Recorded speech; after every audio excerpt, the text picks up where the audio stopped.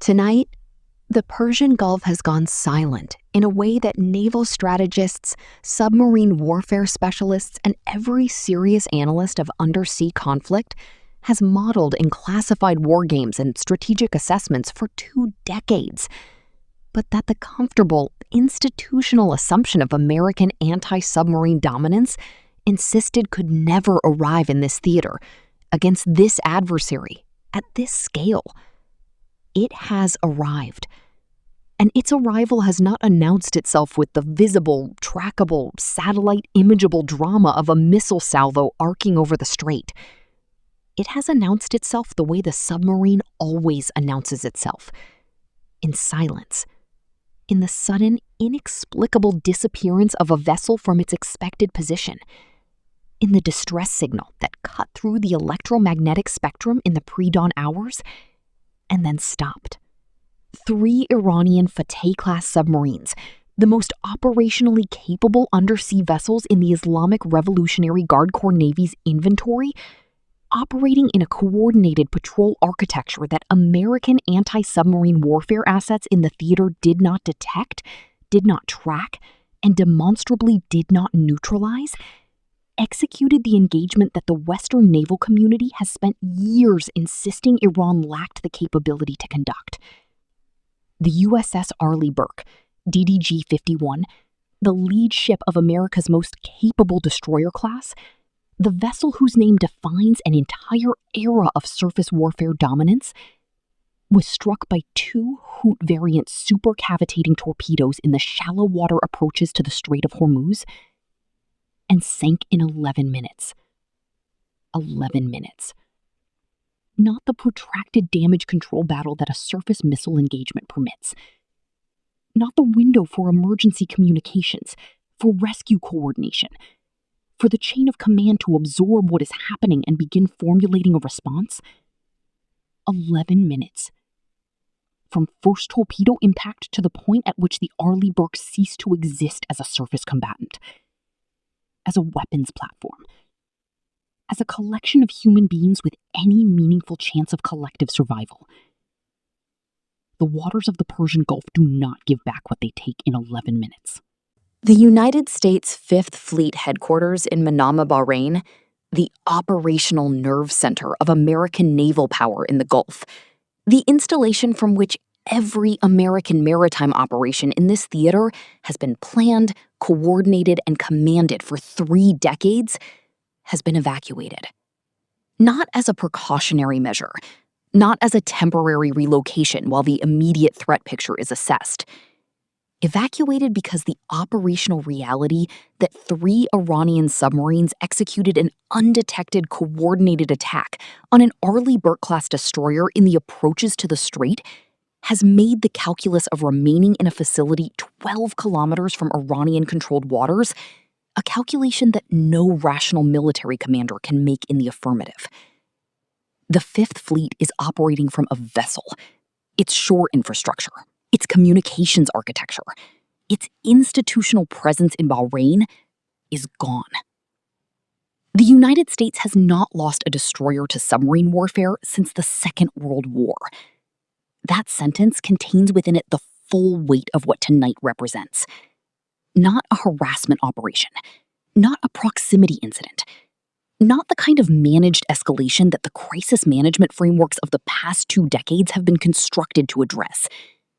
The sinking of an Arleigh Burke by Iranian submarines in the Strait of Hormuz is the operational proof of a capability that Washington's classified assessments acknowledged in their most honest moments, and that Washington's public posture insisted did not exist at operational scale. Both things were true simultaneously. Tonight, the second truth has been replaced by the first, and the Persian Gulf will never look the same again. What exactly are the Fateh-class submarines? And what has Iran built in the domain of undersea warfare that the surface-focused drama of the past months of Gulf confrontation has allowed to remain invisible? How did 3 Iranian submarines operate inside the detection envelope of the most sophisticated anti-submarine warfare network the United States deploys without triggering the alerts that were supposed to prevent exactly this outcome? What does the evacuation of the Fifth Fleet headquarters mean for the operational architecture of American power in the Gulf?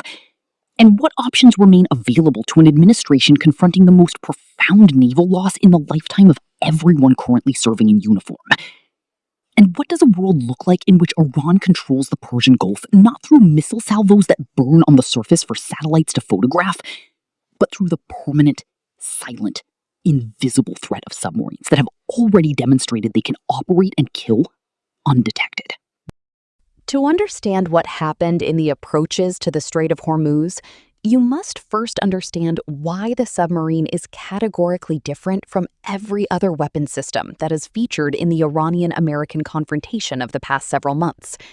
Every missile salvo, every drone swarm, every fast boat engagement that has defined the escalation arc of this crisis has shared one defining characteristic. It was visible, detectable in its preparation, trackable in its execution, subject to the intercept window, however compressed, that surface and aerial engagements inherently provide. The submarine provides none of these things. Its lethality derives not from the size of its weapon inventory or the sophistication of its guidance systems, decisive as those factors are, but from the fundamental operational advantage of invisibility. An adversary you cannot find is an adversary you cannot defeat before it has already won. The Fateh-class, whose name means conqueror in Farsi, represents Iran's most significant recent achievement in submarine development. At approximately 500 tons submerged displacement, the Fateh sits in the category that naval architects classify as a coastal submarine, a designation that reflects its size but not its lethality in the specific operational environment of the Persian Gulf and the Strait of Hormuz. The Gulf's shallow bathymetry, averaging just 35 meters depth across much of its expanse, creates an acoustic environment that is among the most challenging in the world for anti-submarine warfare operations. The thermocline layers that allow submarine commanders to exploit temperature gradients for acoustic concealment are compressed and variable. The shipping traffic density creates a noise floor that masks submarine acoustic signatures. The sediment characteristics of the Gulf floor produce scattering effects that defeat many of the sonar processing algorithms optimized for deeper water operations. Iran did not design the Fateh-class for open ocean submarine warfare against blue water navies in the mid-Atlantic. It designed it for exactly the operational environment it just demonstrated mastery of: shallow water, high acoustic clutter, short engagement distances, coordinated multi-hull operations against surface targets transiting a predictable choke point. The Fateh's air-independent propulsion system, derived from technology Iran has been developing since the early 2000s, allows it to remain submerged for operational periods that conventional battery-powered submarines cannot match, without the acoustic signature that nuclear propulsion generates. In the shallow, noisy waters of the Gulf approach, an air-independent propulsion Fateh operating at minimum speed presents an acoustic detection problem that the P-8 Poseidon maritime patrol aircraft and the hull-mounted sonars of American surface combatants were not configured to solve reliably in this environment. The 3 submarines that executed last night's engagement had been pre-positioned over a period of weeks, a deployment timeline that Iranian operational security concealed from the satellite surveillance and electronic intelligence collection that American forces maintain across the region. The coordination of a 3-hull simultaneous attack is not a simple operational achievement. It requires precise position knowledge of all participating submarines relative to the target, synchronized launch timing that delivers weapons within an engagement window that overwhelms the target's evasive and defensive response, and a communications architecture that allows this coordination without the electromagnetic emissions that would reveal submarine positions to passive detection systems. Iran has been exercising exactly this capability in the Gulf for years, in exercises that were assessed as training activities rather than operational rehearsals. The assessment was wrong. The rehearsals were preparation for exactly the engagement that was executed last night. The weapons employed, the Hoot variant supercavitating torpedo, deserve specific attention because they represent an Iranian capability that has been known to Western intelligence services for years and has been consistently underweighted in the threat assessments that shaped American force protection decisions. The Hoot, derived from the Russian Shkval supercavitating torpedo, travels inside a bubble of supercavitated gas that reduces water resistance to the point where velocities of 200 knots or greater are achievable. Against a destroyer traveling at standard transit speed, with its defensive systems oriented towards surface and aerial threats, a Hoot variant torpedo at 200 knots closes from launch range to impact in a time window measured in seconds. There is no intercept. There is no evasion. The torpedo speed makes the engagement physics non-negotiable. The Arleigh Burke's crew had time to detect the launch, transmit a distress signal that was received and logged, and then the ship was struck. That was the full extent of the response window the physics allowed. The geometry of the engagement reflected Iranian tactical planning of a sophistication that the Western submarine warfare community will be studying for years. The three Fateh submarines approached their firing positions from three distinct bearing angles, ensuring that the Arleigh Burke's hull-mounted sonar, even operating at maximum sensitivity, could not simultaneously track all three approach vectors with the resolution required to generate firing solutions against the submarines before they launched. The pre-dawn timing exploited the acoustic conditions of the Gulf at the hour of minimum thermal noise, when the water column is most homogeneous and acoustic propagation most favors the passive sonar operator, but when the American Surface Force's operational tempo was at its lowest state of readiness. The engagement was not a surprise in the sense that Iranian submarines were known to be operating in the region. It was a surprise in the operational sense that the specific attack was executed before the defensive response could be organized. That distinction is the difference between an intelligence failure and an operational defeat. Tonight was the latter. The Fateh submarine program did not begin last year. It did not begin in response to any specific American action or regional escalation. It began in the strategic assessment that followed Operation Praying Mantis in 1988, the same foundational event that shaped every element of Iranian maritime strategy across the decades that followed, but whose submarine warfare lessons have received a fraction of the analytical attention devoted to Iran's more visible missile and fast boat programs. The lesson that Iranian naval planners drew from Praying Mantis was not only that surface fleets were vulnerable to American naval power in symmetric engagement. It was that the dimension of warfare in which American dominance was most difficult to contest was the dimension of anti-submarine warfare, and that therefore the dimension that offered Iran the most asymmetric potential was submarine warfare itself. The investment that followed was patient, sustained, and conducted with the operational security discipline that has characterized every element of Iranian strategic capability development across 3 decades. The Ghadir-class, the smaller predecessor to the Fateh, entered service in numbers that allowed Iran to develop the operational doctrine, the crew training pipeline, and the maintenance and logistics infrastructure that a credible submarine force requires.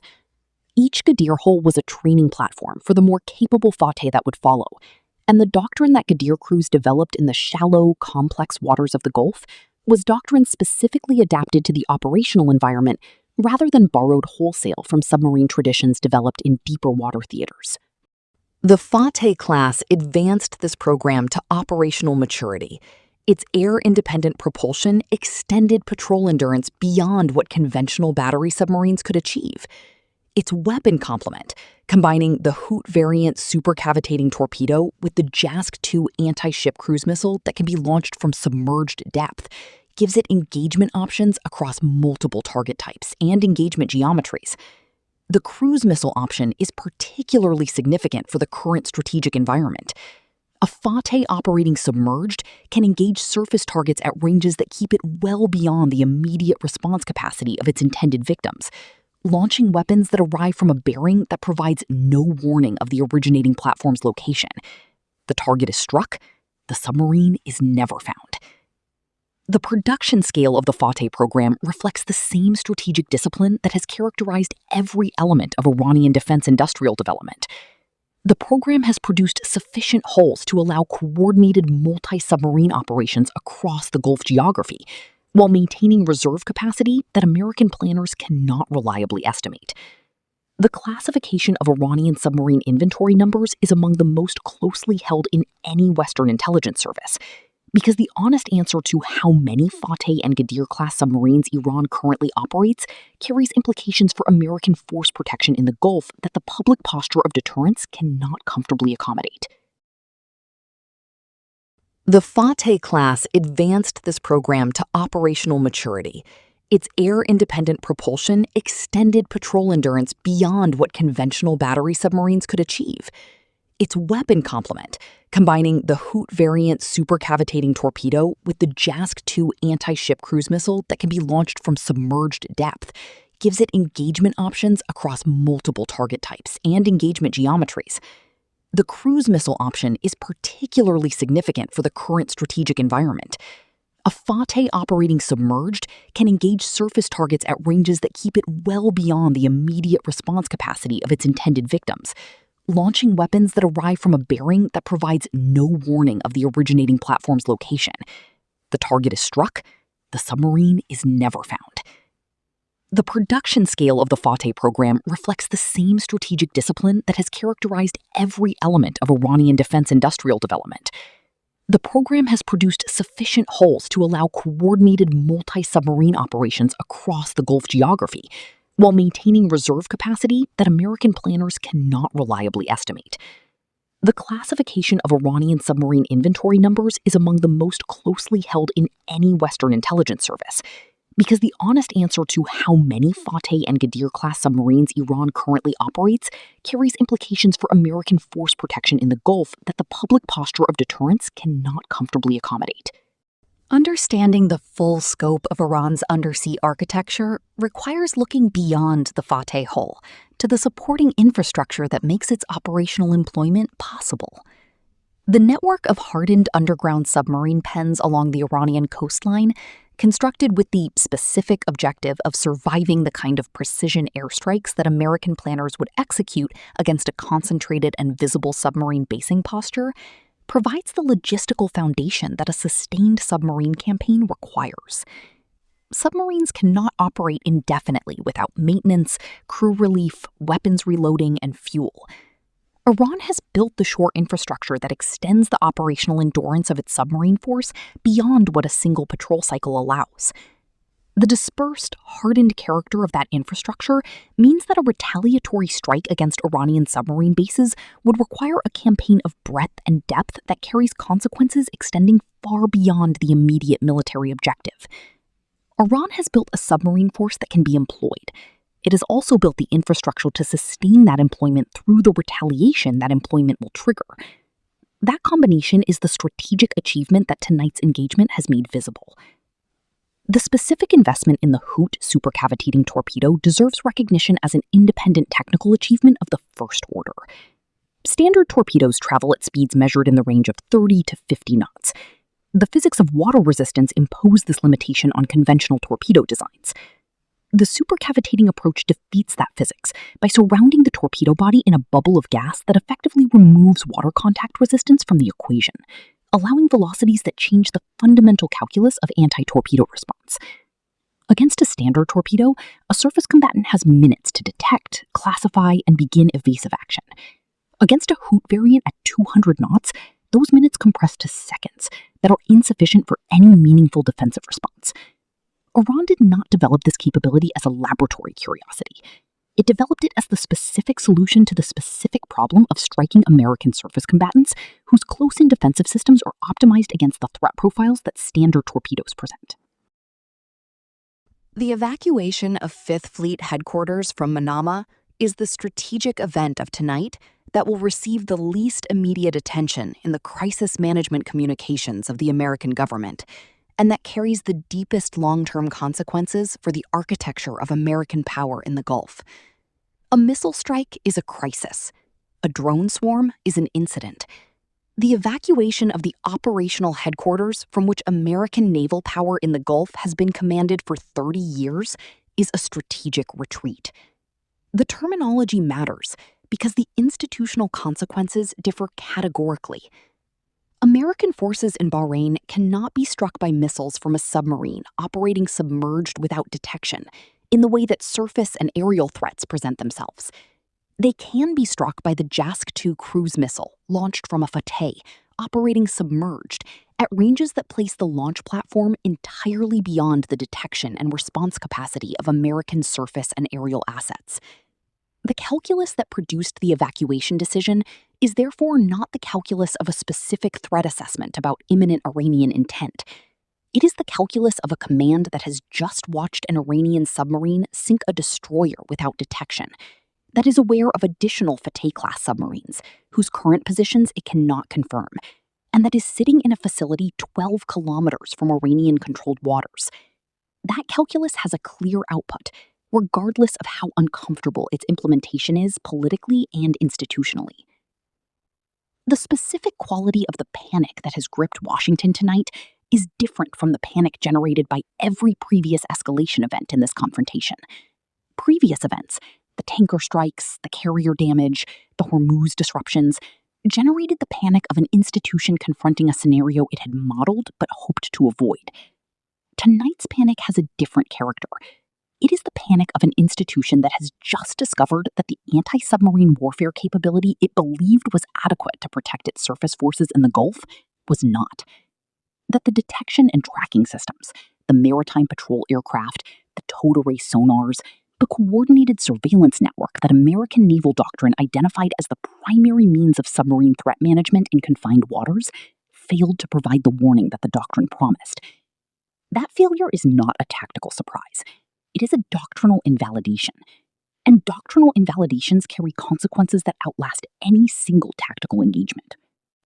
The options available to the administration in the hours following the Arleigh Burke's loss share the structural characteristic that has defined every response option in this confrontation. Each carries consequences that exceed in severity the loss it is designed to avenge. Direct retaliatory strikes against Iranian submarine bases, the facilities at Bandar Abbas and Jask that support Fateh-class operations, require a strike campaign of sufficient scale to credibly degrade the Iranian underwater threat. Such a campaign constitutes an act of war against the Iranian state and triggers the full spectrum of Iranian retaliatory options, including the missile salvos, the Hormuz mining, and the regional network activation that American planners have spent years identifying as the threshold of unacceptable economic consequence. Deploying additional surface combatants to the Gulf to restore the naval presence that the evacuation has visibly surrendered means deploying additional surface targets into a body of water where Iranian submarines are operating at will and undetected. The additional holes improve the visible optics of American presence. They do not alter the fundamental vulnerability that the Arleigh Burke's sinking has demonstrated. They provide additional targets whose loss would compound the strategic damage already done. The uniform leadership of the United States Navy understands this arithmetic. The civilian leadership of the administration understands the domestic political requirement for a visible response. The gap between what the military assessment recommends and what the political situation demands is the specific gap from which institutional paralysis is generated. The nuclear dimension of the response calculus is present in every conversation in the Situation Room tonight, in the way it is always present, but never spoken directly. It provides the outer boundary of escalatory options that serves primarily as the wall containing the conversation within the range of options that are actually executable. Within that range, there are no good choices. There are only choices whose costs differ in distribution rather than in magnitude. Allied responses are compounding the administration's crisis rather than alleviating it. Bahrain, whose government has hosted the Fifth Fleet for 3 decades and whose security architecture is built on the assumption of a credible American military presence, is conducting emergency diplomatic communications with every available interlocutor. The evacuation of Fifth Fleet headquarters from Bahraini territory is not merely an American institutional event. It is a Bahraini security event, a demonstration that the American military presence, whose credibility was the foundation of Bahraini strategic calculations, has been visibly withdrawn in the face of demonstrated Iranian capability. The conversations happening in Manama, in Riyadh, in Abu Dhabi, about what this means for the security arrangements that have organized Gulf strategic life for 30 years are conversations whose conclusions will reshape the regional order in ways that compound and reinforce each other across the years ahead. There is a particular quality to the Iranian strategic achievement that tonight's engagement represents that requires understanding the specific history of the Fateh program to fully appreciate. Every element of Iranian strategic capability development that the Western analytical community has consistently underestimated shares a common characteristic. It was built in the face of pressure that was supposed to prevent it from being built. And the pressure, paradoxically, accelerated the indigenization that made the capability ultimately impossible to interdict. The Fateh submarine program is the most complete expression of this dynamic, because it is the capability whose development was most successfully concealed from the intelligence services that would have prioritized its disruption had they fully understood its trajectory. The engineers and naval architects who designed the Fateh-class worked in facilities subject to the same comprehensive surveillance and potential sabotage risk as every sensitive element of the Iranian defense industrial base. They worked knowing that the program they were advancing made them targets. They worked through sanctions that denied access to the foreign components and technical expertise that a conventional submarine development program would require. They worked through the indigenization of every element they could not procure, the substitution of domestic engineering solutions for every imported component that sanctions made unavailable, the development of an air-independent propulsion capability that no foreign supplier would provide, and that Iranian engineering institutions therefore developed through their own research. The result is a submarine program whose technical foundation is genuinely indigenous in every dimension that matters for its operational employment. It cannot be disrupted by sanctions because it does not depend on supply chains that sanctions can reach. It cannot be interdicted at the component level because the critical components are produced inside Iran by Iranian engineers trained in Iranian institutions using Iranian materials. The sanctions that were designed to prevent this capability from maturing instead generated the institutional determination and the resource allocation priority that made its development not merely likely, but inevitable. The strategic irony is precise and complete. The pressure designed to prevent Iran from building submarines of this capability instead ensured that Iran built them, hid them, trained with them in secret, and waited for the operational moment when their employment would produce maximum strategic effect. That moment arrived last night. The operational crews who conducted tonight's engagement have spent their careers in the specific institutional culture of the IRGC Navy submarine force, a culture shaped by the same foundational lesson of strategic self-reliance that drives every element of Iranian military development, but applied to the specific demands of the submarine environment. The psychological and physical demands of submarine warfare, the ability to operate for extended periods in an enclosed environment under conditions of acoustic and electronic discipline that surface warfare does not require. The judgment calls that a submarine commander must make without the ability to communicate with a surface command authority. The tactical flexibility that coordinated multi-hull operations in a complex acoustic environment demands. All of these represent the product of decades of training, exercise, and accumulated operational experience that cannot be replicated quickly and cannot be destroyed by any retaliatory strike against physical infrastructure. The institutional knowledge exists in the people. The people are distributed across the Iranian submarine force in a way that no targeting list can address.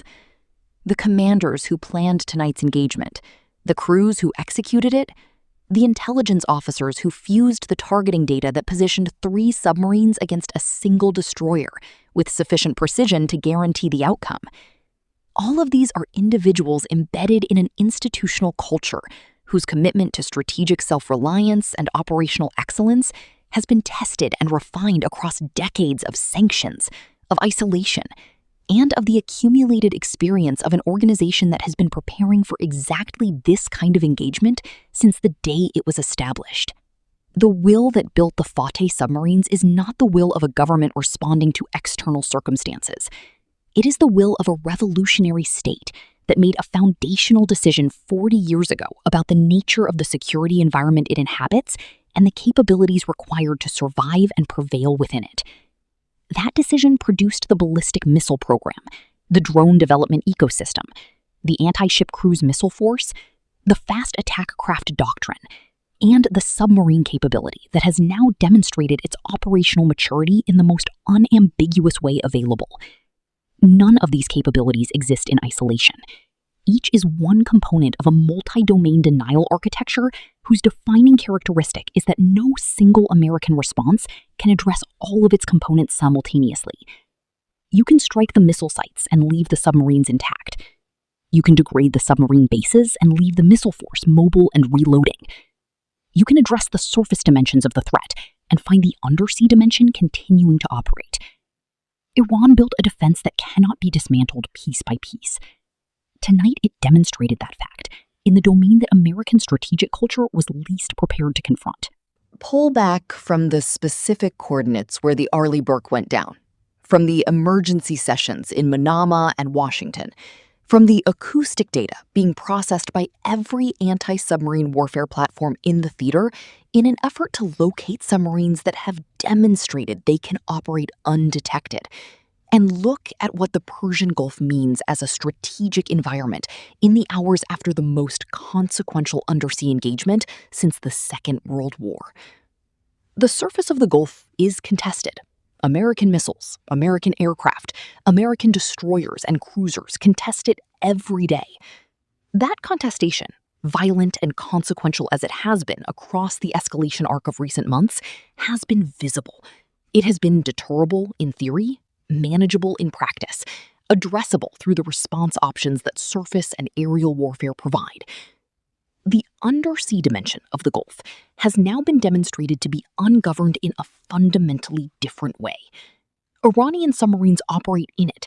Their positions are unknown. Their intentions are unknown.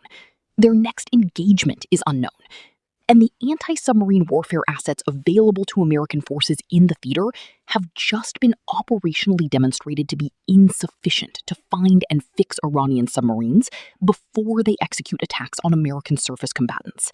Every commercial vessel operator, every energy company, every insurance underwriter whose decisions determine whether tankers transit the Strait of Hormuz is now making their calculations in an environment that includes not only the surface missile threat that has dominated the crisis narrative, but the submarine threat that tonight has made visible and undeniable. The surface threat is at least partially tractable. Vessels can route evasively. Convoys can be assembled. Air cover can be provided. The submarine threat is tractable in none of these ways. There is no routing that avoids a submarine operating in the approaches to a strait. There is no convoy formation that provides meaningful protection against supercavitating torpedoes, whose flight time from launch to impact allows no evasive response. The insurance mathematics of transiting Hormuz in an environment where undetected Iranian submarines are operating have changed in ways that no premium adjustment can adequately address. The global economic consequences of that insurance mathematics are already transmitting through shipping markets, energy futures, and the financial positions of every institution whose stability depends on Gulf energy flow assumptions that the current environment has made unreliable. The surface missile threat established that Hormuz was dangerous. The submarine threat has established that Hormuz is dangerous in a way that no defensive escort architecture can adequately mitigate. Those are categorically different strategic statements. The first creates manageable friction. The second creates a fundamental question about whether the transit is executable at any acceptable risk level, regardless of what escort resources are committed to it. China is the actor whose response to tonight's engagement will shape the medium-term trajectory of the crisis more than any other. Beijing has genuine equities in Hormuz transit. Its energy security depends on Gulf oil flows that the current escalation is progressively disrupting. But China also possesses the relationship with Iran that makes it the only external actor capable of communicating to Tehran both the limits of Chinese tolerance for unlimited escalation and the framework of economic normalization and strategic recognition that could make Iranian restraint preferable to continuation. The diplomatic engagement that China conducts in the coming days, the specific framework it offers, and the specific constraints it communicates will determine whether the current crisis stabilizes into a new strategic equilibrium or continues the escalatory trajectory whose ceiling has not yet been established. What China communicates to Iran in private is the question that every analyst in every capital is attempting to answer tonight. The public Chinese position will emphasize restraint, dialogue, and the importance of protecting the international energy supply chains on which the global economy depends. The private Chinese position will reflect a calculation that is simultaneously more self-interested and more strategically complex. Beijing does not want a Hormuz closure of indefinite duration. It does not want an American military escalation against Iran that destabilizes its primary Middle Eastern strategic partner. And it does not want to be seen as the power that constrained Iran at the moment of Iran's greatest strategic achievement, a perception that would undermine the Iranian-Chinese partnership, whose value to Beijing derives substantially from the independence that partnership projects from Western strategic preferences. Threading those competing requirements is the diplomatic challenge that China's Gulf engagement in the coming days must address. Russia's position, as in every previous phase of this confrontation, improves automatically as the crisis deepens. Energy revenues rise with every dollar that oil prices move. American strategic attention and diplomatic capital are consumed by a theater that competes directly with the bandwidth available for managing Russian interests in other theaters. The global demonstration that Western-led security architecture is insufficient to guarantee the safety of the energy infrastructure on which the global economy depends resonates directly with Moscow's strategic narrative about the limits of American power in a genuinely multipolar world. Russia fired no torpedoes tonight. It did not need to. The strategic environment is delivering outcomes favorable to Russian interests through the actions of others, and Moscow is positioned to harvest those outcomes without the operational risk or the diplomatic exposure that direct involvement would require. The Global South is absorbing tonight's engagement with the particular attention of governments that have spent decades making strategic calculations on the premise of American military dominance in the world's critical waterways. The demonstration that a sanctioned regional power can sink an American destroyer with submarines that American anti-submarine warfare assets could not detect, track, or neutralize provides a proof of concept for the proposition that asymmetric capability, patiently developed and strategically deployed in the specific operational environment for which it was designed, can defeat American military power in ways that no American political declaration can simply override. That lesson, validated tonight in the depths of the Persian Gulf, will be absorbed in strategic planning sessions on every continent. Its specific implications for every government that has been calculating the cost-benefit ratio of accommodation with American strategic preferences versus the development of independent capability will be processed according to the specific threat environment and resource constraints of each. But the direction of the processing is uniform. The window of American naval invulnerability has closed. The question is what replaces it. The Persian Gulf has been altered tonight in a way that the surface engagements of the preceding months, dramatic as they were, did not fully accomplish. The surface of the Gulf was contested. The undersea dimension of the Gulf is now effectively Iranian, not in the sense of a legal claim or a diplomatic declaration, but in the operational sense that matters in strategic competition. Iranian submarines operate in it undetected. American surface combatants transit it at risk they cannot quantify or mitigate through any available defensive measure. The Fifth Fleet has left its shore base, and in the silence below the surface, where the Fateh-class operates and the Arleigh Burke now rests, the Persian Gulf has been permanently, irreversibly rewritten. The fires on the surface will eventually be extinguished. The diplomatic machinery will eventually produce frameworks for managing the immediate crisis below the threshold of unlimited escalation. But the strategic calculation of every actor that has organized its security policy around the assumption of American naval dominance in the Gulf will not return to the form it held before the Arleigh Burke went down. The submarine is the weapon that changes wars not by what it destroys in the moment of its employment, but by what it makes impossible from that moment forward. What it has made impossible in the Persian Gulf from tonight forward is the comfortable assumption that American surface naval power constitutes an adequate guarantee of security in waters where Iranian submarines choose to operate. The Fateh submarines have returned to their patrol depth. They are somewhere in the Gulf right now. American assets are attempting to find them. They have not succeeded yet. That sentence is the strategic reality of the Persian Gulf in the world after the Arleigh Burke. The old order in this theater rested on the premise that American technology and American operational excellence could locate, track, and neutralize any submarine threat before it could execute. That premise has been operationally disproven in the most unambiguous way available. The new order, whatever it becomes, must be built on foundations that accommodate the reality of an Iranian undersea capability that the old order's assumptions could not contain. The question that history will ask of every actor in this drama is whether the transition from the old order to the new one was managed with the strategic discipline and the mutual recognition of interests that make such transitions survivable, or whether the gap between what the old order promised and what the new reality delivers proved too wide for the political systems involved to bridge without the kinds of catastrophic escalation that the fragility of this moment makes genuinely possible. That question does not have an answer tonight. It will be answered in the decisions made in the weeks and months ahead by actors whose relative positions have just been permanently altered by 3 Iranian submarines and the 11 minutes in which the world they operated in became a different world. What do you believe this means for the future of American naval power in the Gulf?